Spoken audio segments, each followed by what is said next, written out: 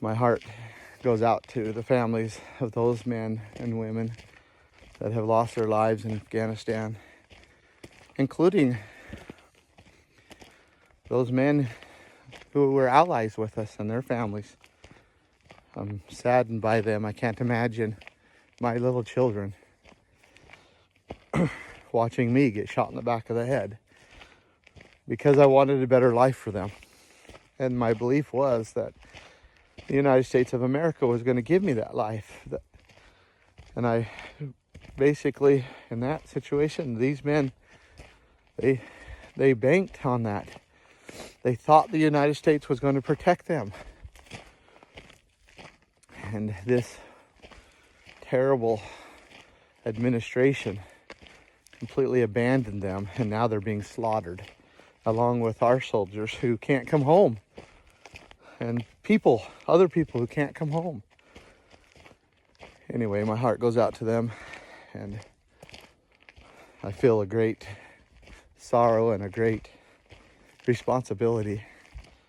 You know, myself, I've been blessed to live in this country more than I ever deserve. But my children,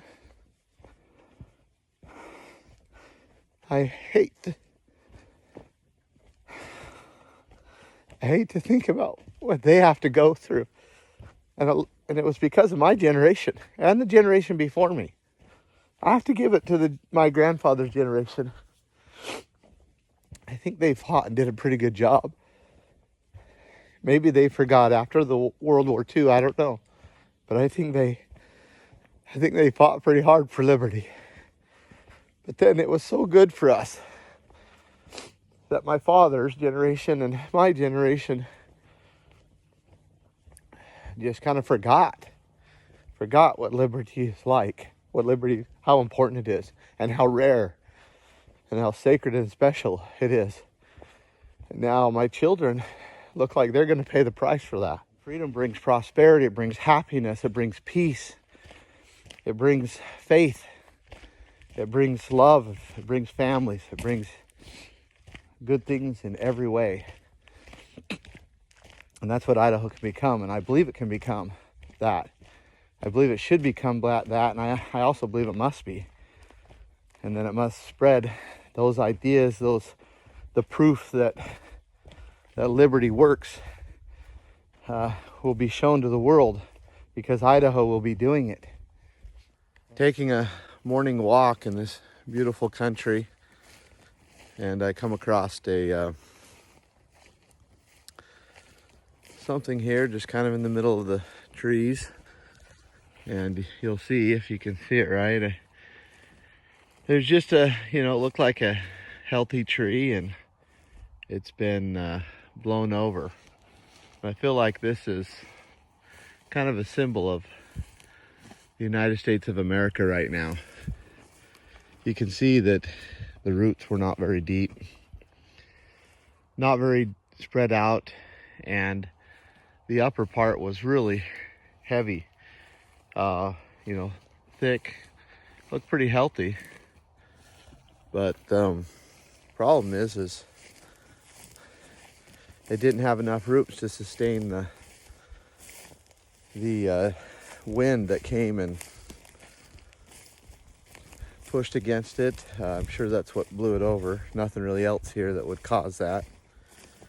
And we are seeing right now that America is being blown over by our pride, by our just inability to put leaders in charge of the blessings of this country. And particularly I see and have to speak about what's happening in Afghanistan.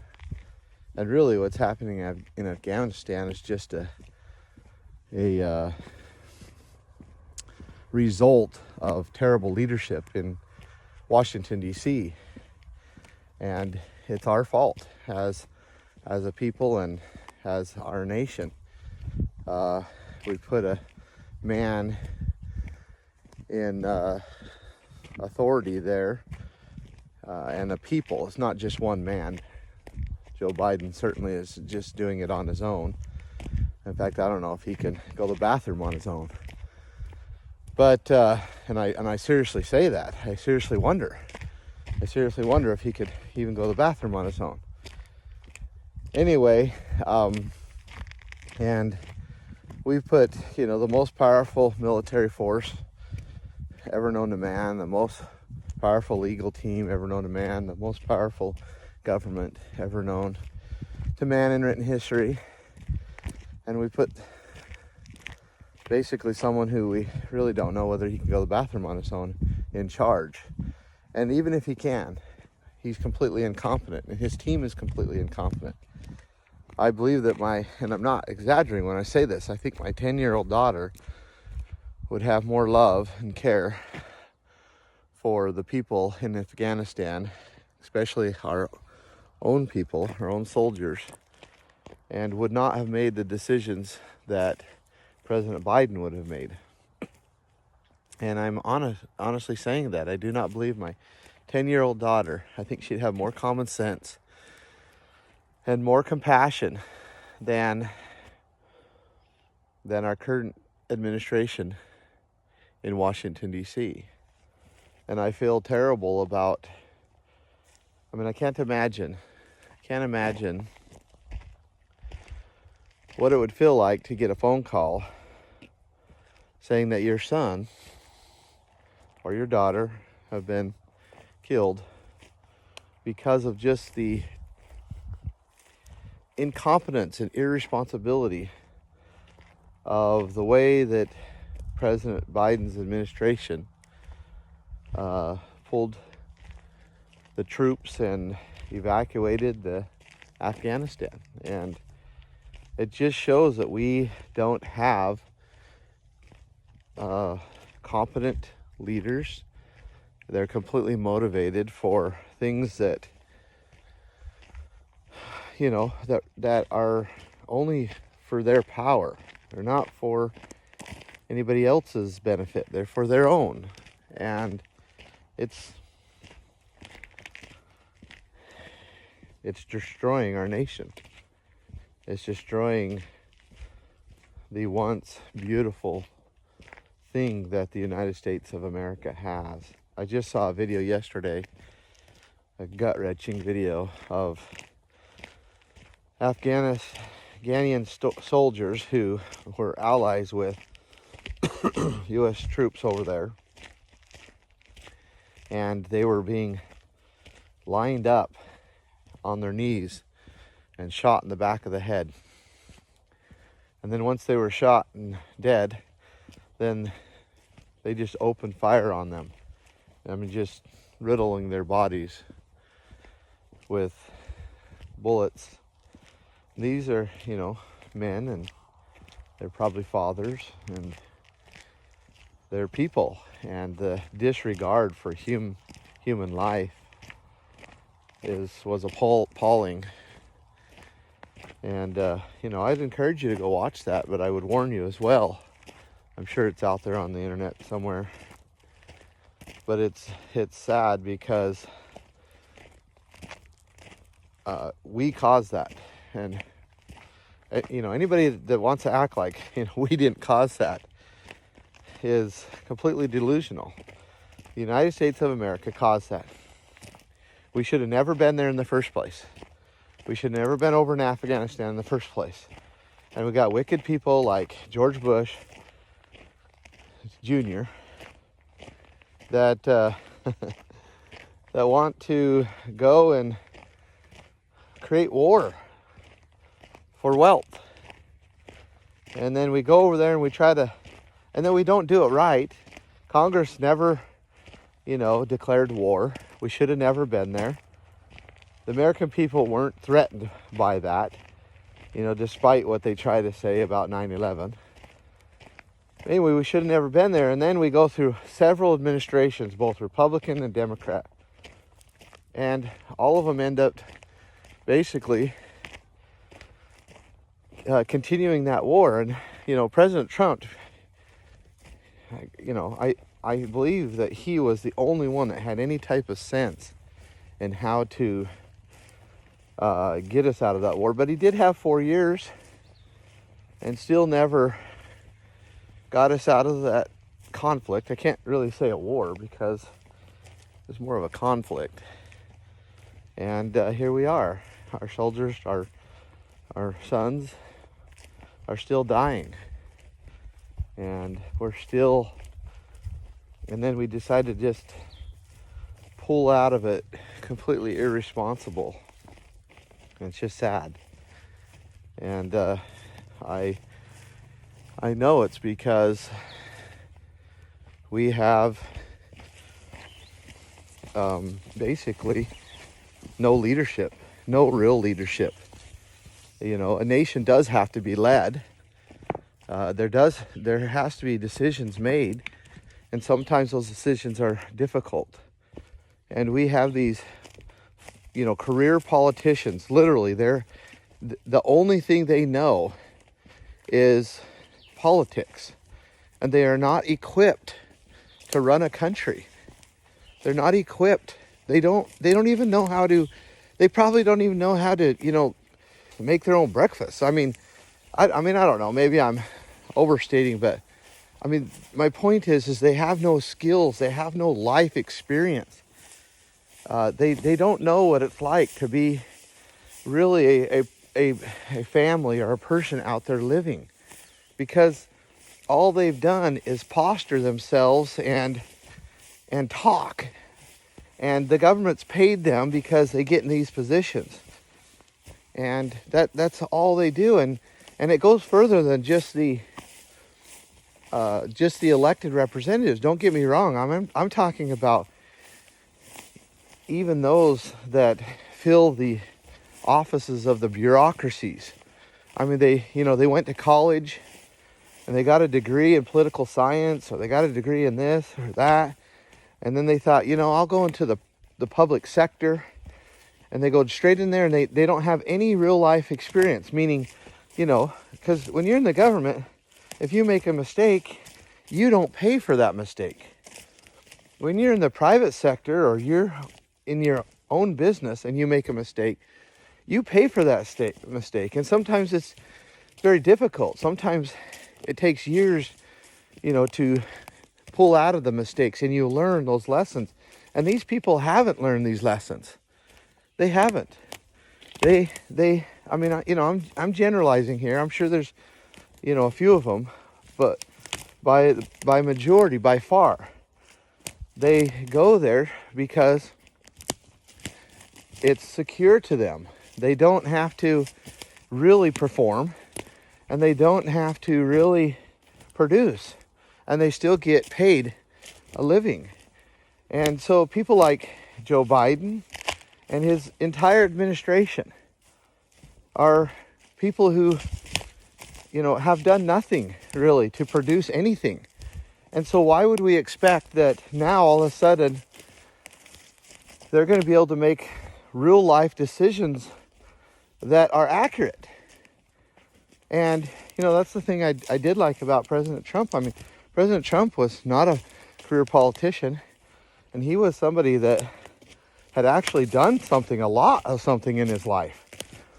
And he was just completely attacked because he was an outsider, and really because he was holding them accountable, at least to the point where he was saying, look, you're producing nothing and doing no good, in fact, harming the American people. And, I'm going to do it different. And they were like, you're not going to do it different. We've been doing this for, a century. And you're not going to come in and all of a sudden ruin our jobs program. And that was the battle, really, that Trump had. And they ultimately got him out of office, and now we have this guy who I literally, I'm not trying to be eccentric, but I wonder if the guy can actually go to the bathroom for himself. And he's our leader. And then we got, I mean everything, it's coming apart. coming apart, and it shouldn't be, and that's what's sad. I mean, it's very simple. The people of this country still have the capability to prosper, to be free, to thrive, and to have peace and tranquility. But we have to be left alone to a certain level to be able to do that. And these people in this government are not going to allow us to do that. And then you got, the woke generation coming up. I mean, there's such a bunch of fools. They have no idea. Again, they're a whole generation of people that, I gotta get over this log. Whole generation of people that haven't done anything. They've literally lived off of the rest of us who have produced. And that's who they are.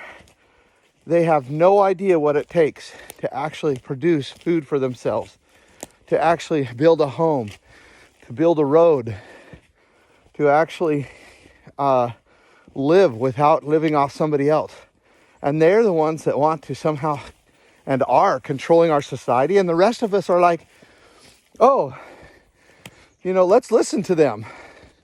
Like somehow they have any credibility to be, to even have a say in the way society should go. They can't even produce their own food, and we're listening to them like they're somehow the right way to go. I mean, it doesn't even make sense, but we've lost our sense. We become that tree that has little roots, and we're all bloated on the top and fat. And now a little breeze comes along, a wind, a good gust comes along and blows us over. And maybe we can tip ourselves back over and trim the branches and get better roots in the ground. So when the storm comes or the wind comes the next time, we can withstand it. But that's quite an effort. We have to pick ourselves back up. We have to truly trim ourselves. We have to cut down this government to where it's looking like more like, 5-10% the population, rather than 40 to 60% living off the other population, living off the producers. And that's what it looks like. That way we can grow deep roots, and our roots will be deeper and wider than our branches, and we can live and thrive and produce and have fruits. And if we're going to survive, that's what we have to do. And anyway, it's a very interesting time in life. But myself, I've been blessed to live in this country more than I ever deserve. But my children, I hate to think about what they have to go through. And it was because of my generation and the generation before me. I have to give it to my grandfather's generation. I think they fought and did a pretty good job. Maybe they forgot after the World War II, I don't know. But I think they fought pretty hard for liberty. But then it was so good for us that my father's generation and my generation just kind of forgot what liberty is like, how important it is, and how rare and how sacred and special it is.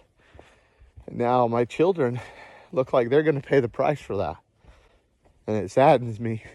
It saddens me to see young men go off to war, because I know why they went.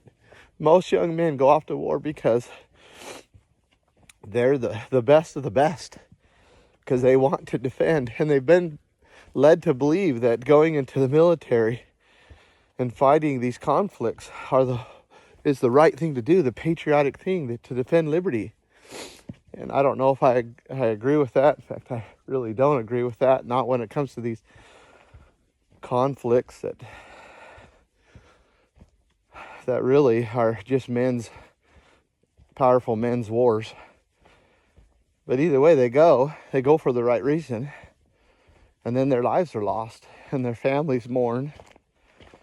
And it's just an epiphany of basically what we're doing to our children. And it makes me sad. And it also makes me mad. It makes me want to just rip down this power that is so destructive to us in this country. And anyway, I've kind of put aside my life trying to do that. I don't know how successful I've been. I certainly have done a little bit, I guess, and want to continue to do more. But anyway, I just hope that you can sense and understand the urgency and the need to make a change. And my idea of trying to make a change is, and I have been involved in depth. I've spent 2 years in federal prison, not even convicted of a crime, and fought them with my family, my brothers, my dad, our wives and children. It was a difficult thing. I spent a year in solitary confinement during that time, and I was never even convicted of a crime. And then come home and just want to be left alone, and then this whole COVID stuff starts, and I'm like, we can't stand by and let this happen. We can't. And so I began to rally people. I create a software that mass communicates with patriots, got 60,000 people in there. We began to rally and really make a difference. And then Idaho here, the governor and the state police started pushing back and started arresting us. And I got arrested 5 times and over COVID garbage. Most of it was for just literally being at the Capitol building because they didn't want us to persuade and have influence on the legislatures.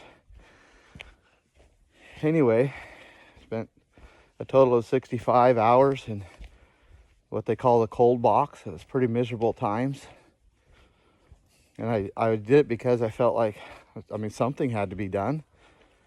We had to respond to this abuse, to this usurpation of our rights.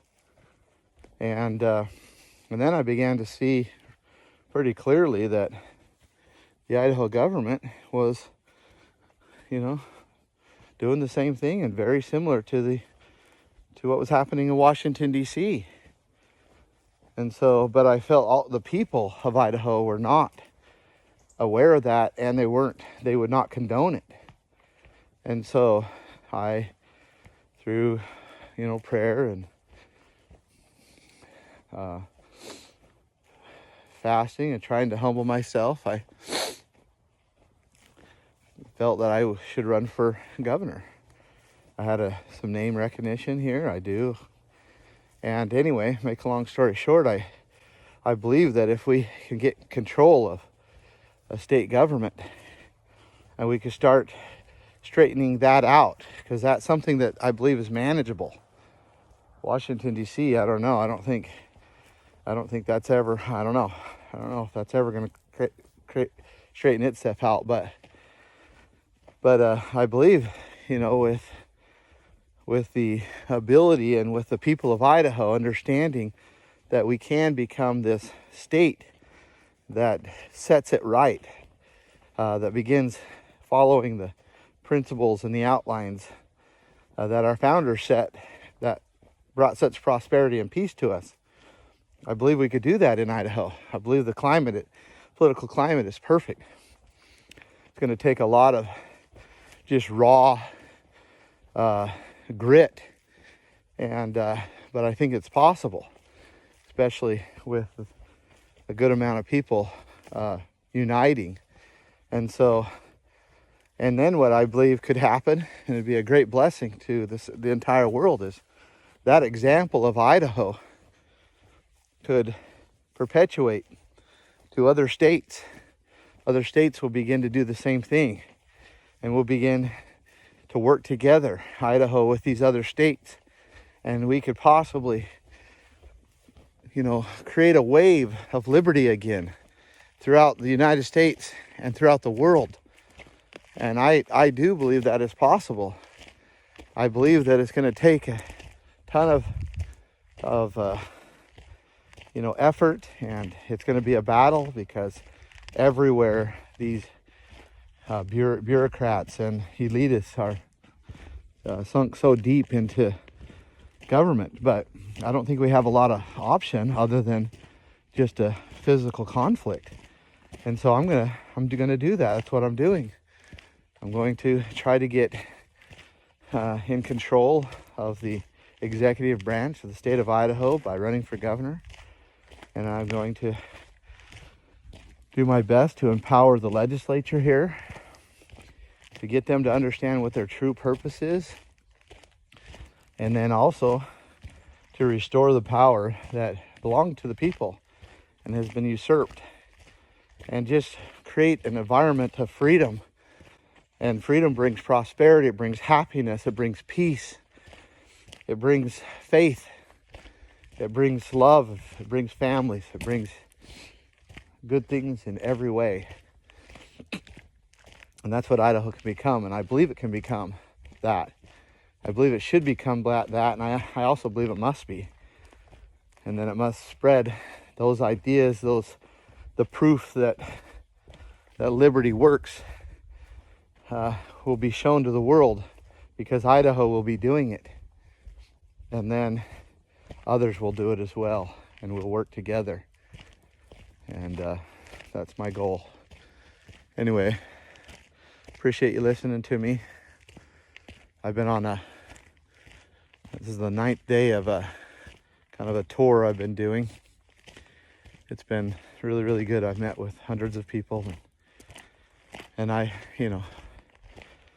haven't kind of broken out of my echo chamber yet. Most of these people that I've been meeting with, which has been hundreds, but they have the exact same feelings that I do.